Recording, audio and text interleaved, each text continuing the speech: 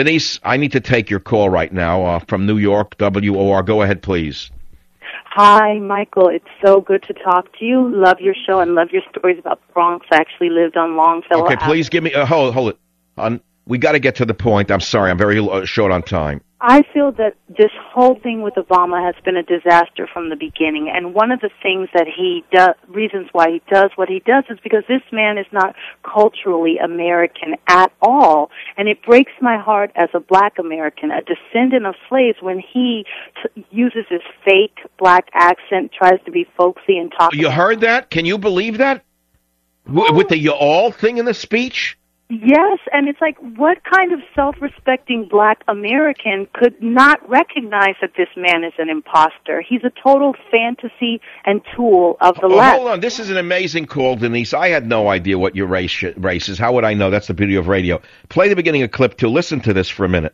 You know, the slaves sitting around a fire singing freedom songs, they weren't sure when slavery would end, but they understood. It was going to. How does that make you cringe, Denise, as an African American? It's made me sick since the beginning of his campaigning for presidency. And you've been talking about CNN. It was horrible, the bias. I couldn't believe it.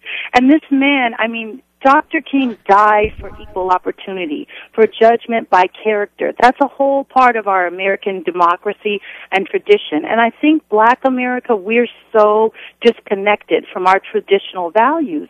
And what happens in black America is often a harbinger for what's going on in America as a whole. And this is why so many people were hoodwinked. It was ignorance and white guilt that got this man in.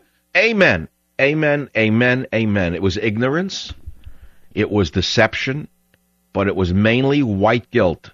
After 30 years of propaganda that white men should be guilty over slavery, they finally put someone into power, and now he's been pushing this radical left-wing agenda from the day he got here.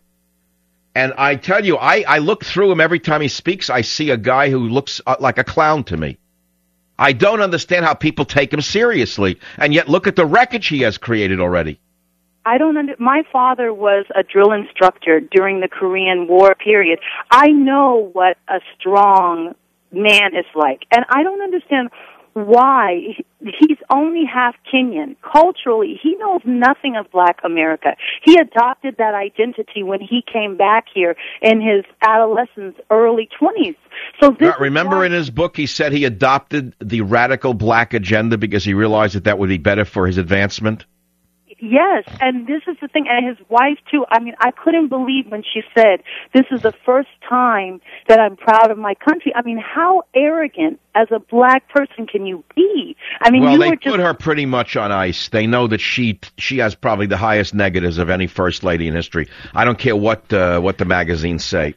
That woman scares most people. I mean, you could look at that woman and you can feel the seething resentment in her, and you can feel how dangerous that woman could be. All this nonsense about nutrition and egg rolls on the lawn and vegetable gardens doesn't sell me at all. I mean, I feel like I'm looking at Madame Defarge. Michael, it's amazing that people that were enslaved before could actually put themselves at risk for re-enslavement. How crazy is that? Wow. Oh, man, I think I'm going to use you as a ghostwriter for my next book. No, but I mean... Denise, really... I got to ask you something. What do you do for a living? Oh, I'm afraid to say that because then my identity could be... Okay, don't, because no, you are so articulate, it's beyond belief. I mean, some of the things you said are very original. And so I'm going to send you TUP, okay? Well, you get a free copy of TUP going out immediately. I'll be right back. Savvy.